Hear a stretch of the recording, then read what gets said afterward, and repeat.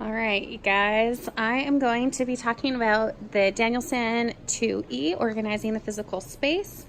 I'm going to take you through a few things in my classroom, but I wanted to just point out the big difference from going from a level 3 to a level 4 being distinguished is that students are really taking control and adapting the space to suit their needs.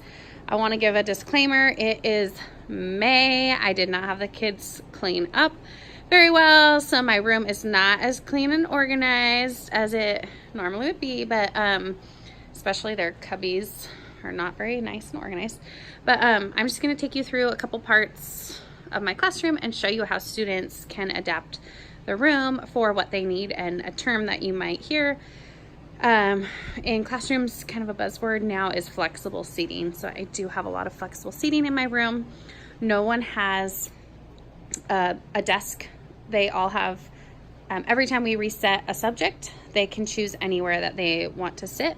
That is going to best serve their learning needs. So that would be a part of kind of what takes my physical space from a level 3 to a level 4, is that students take control for what they need to be the best learner that they can be. So I'll show you a couple of my flexible seating options. So I have, for some students, just a traditional desk and seating might be the best learning spot for that. So I do have 8 spots for traditional with a chair and a desk. This is one of my favorite things. These are just stadium seats from Costco, and the kids can take these to wherever they are going to work, and then they have a clipboard that they can grab and sit and do their work around the room, wherever is a good space for them. This is nice for if they're doing partner work or read to self, and they can kind of rock on those seats too, which is nice. Let's see, what else do we have? Back here I kind of store some different options. So I do have a table, and then I have wobble stools that kids can use. If you don't know these, they have a round bottom, so they kind of wobble for a lot of students who need to move while they're working. I also have some bouncy balls, exercise balls. I love these ones because they have the legs on the bottom so they don't roll all over. All of this stuff came with a lot of training at the beginning of the year with how we use it and what we might need it for. This is something that I love that also puts students in control, is I have pictures around the room of how the areas should look when they're cleaned up properly. My table caddies should look like that. I can guarantee you they do not look like that right now today. Let's see. Some students, yes. Some students need to work on that, but they can, for their clean cubbies, I have a picture that they can bring over. It's not taped anywhere. It's actually on a magnet, so that they can bring that over and look to see how their cubby needs to be organized for those students who need that visual model. Some more wobble stools. Kids can take all this stuff wherever they need to.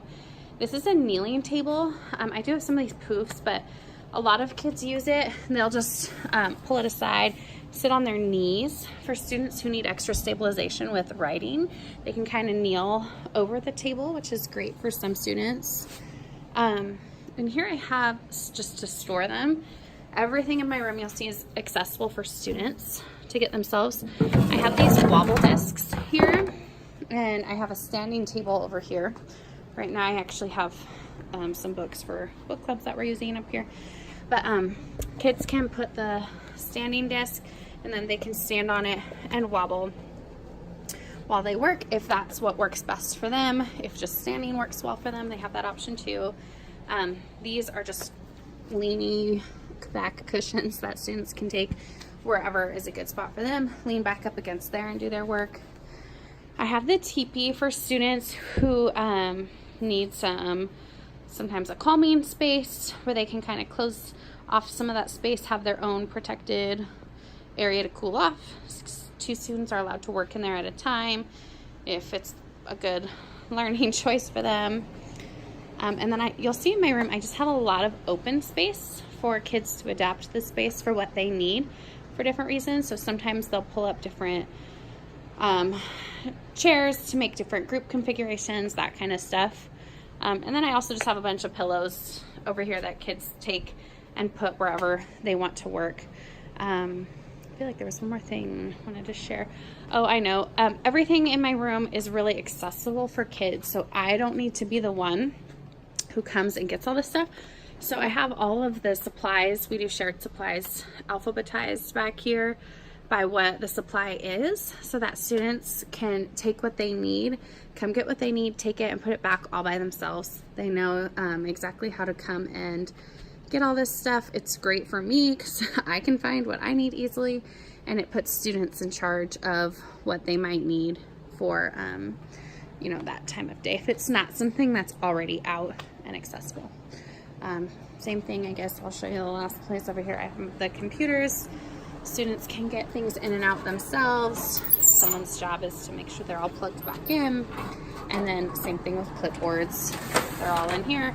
Students grab what they need and then take them. So I think that is something that students are really in charge of in my room and can make their own based off what they need. Oh, I also have some weighted blankets in here for students who might need some sensory. That weight sometimes helps kids when they're feeling different ways. So for some students, that's helpful too. So that is a little bit of my space and how I do flexible seating. Just know it all comes with lots and lots and lots of training on how we make good choices and what we really do need in order to do our best learning. It kind of empowers kids to make that choice and what they need. So that's a little bit of my third grade space.